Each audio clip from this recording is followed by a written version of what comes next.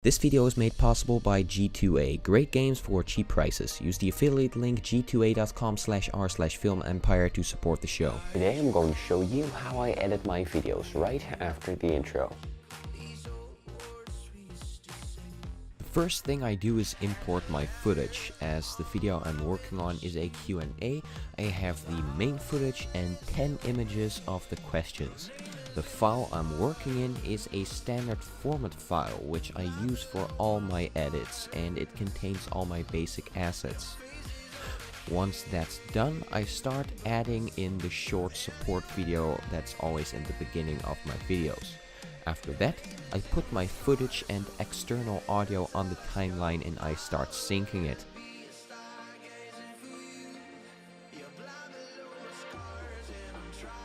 I also add a letterbox over the video as I like that better. After that's done, the editing starts. It's basically cutting away the parts that are not needed. I also add in the questions.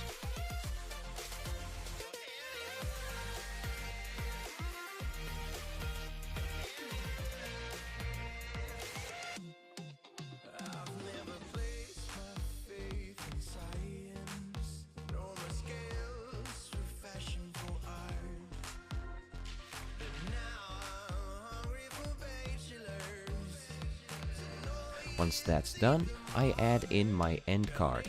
The end card is also a composite shot, so if I need to customize it, that is possible. I now add in a music track from my library of copyright-free music. If you ever want to find out what music I'm using, go to the bottom link in the description of my videos. Once all of the editing is done, I check the video one more time. I now click the export button. I have a custom export profile on 1920 by 1080 on 50 frames per second. And that's how I edit my videos. If you ever want to see the full process in real time, check out my editing streams.